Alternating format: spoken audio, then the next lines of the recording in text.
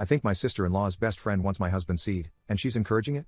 Sister-in-laws and her friend are constantly asking to come over to use our pool, but her friend never swims. Instead, she waits around to start talking with my husband. My sister-in-law is my husband's half-sister. She was the product of their mother's infidelity. His father divorced their mother when he was 12 after he found out through a paternity test she wasn't his. My father-in-law refused to have anything to do with my sister-in-law but continued to have a relationship with my husband. Because of this, my sister-in-law is very clingy to my husband. My husband is also very protective of his sister and generally doesn't tolerate anything negative being said about her, which is why I'm posting this here before mentioning anything to him. My husband and I bought a house last year which has its own indoor swimming pool.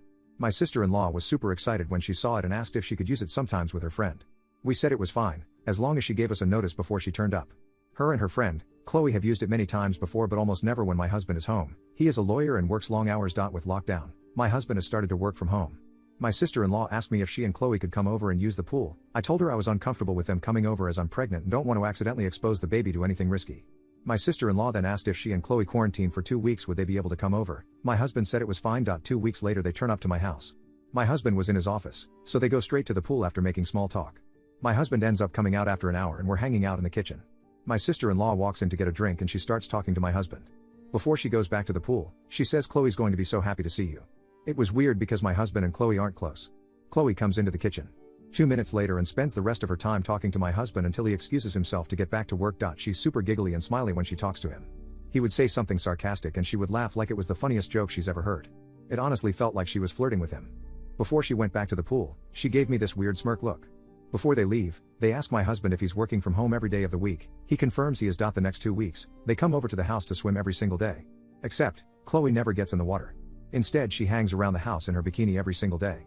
Whenever my husband comes out to hang around me, she quickly interrupts him and keeps him talking until he has to go back to work. I made lunch for us all and when I excused myself to call my husband down, my sister-in-law quickly stopped me and said Chloe could call him for me.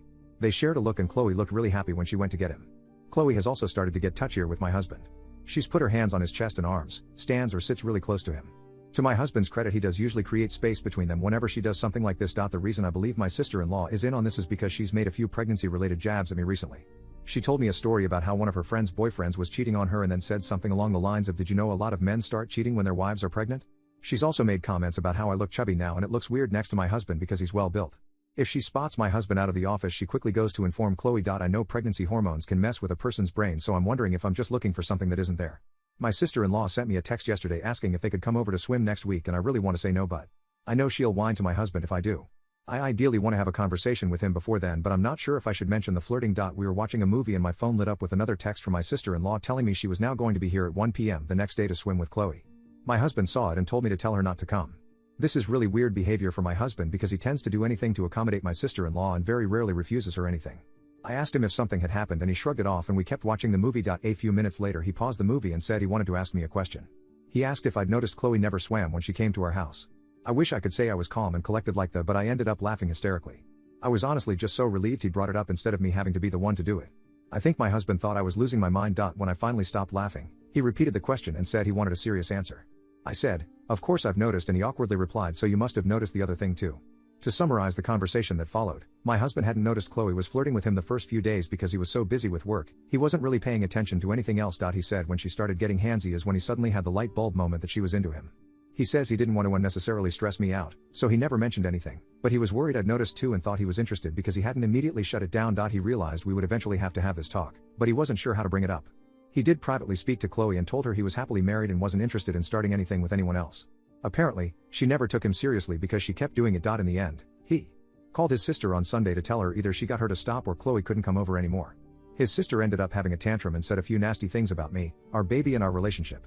She insisted I was somehow behind his request and made some comments about how I was controlling and insecure because I looked like a beach whale and Chloe was younger and hotter.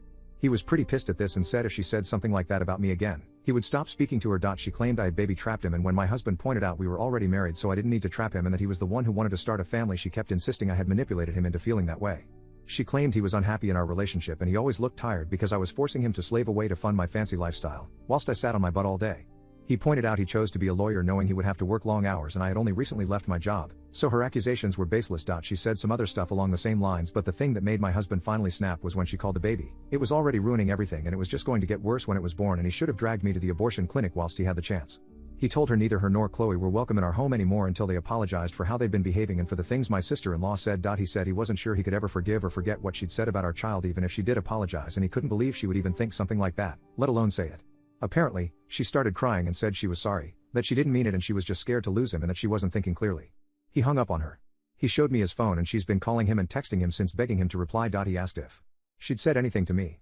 I was debating whether to say anything or not, but he kept insisting he knew she had said something, and he wanted to know what it was. I told him the things I mentioned and a few other things she had said. He asked me why I never mentioned anything when she first said it, and I mentioned how he got really defensive whenever I said anything even slightly negative about his sister, and he got defensive. I pointed out he was doing it again, and after some back and forth he admitted that maybe he was a little bit defensive when it came to her, but he promised to stop and he wanted to make sure we could talk about anything, including his sister. He ended up mentioning wanting to try couples counseling. He said it wasn't because he thought there was something wrong with our relationship, but apparently he has been speaking to his dad a lot recently, and he mentioned one thing he regretted about his marriage with mother-in-law is that they never went to therapy until the cracks in their relationship were too big. In his current marriage they go, and it's helped him avoid the mistakes of his first marriage. I agreed, so we're probably going to try that soon. My husband thinks my sister-in-law will eventually turn up even if we tell her not to, but he promised he'd deal with her if she does.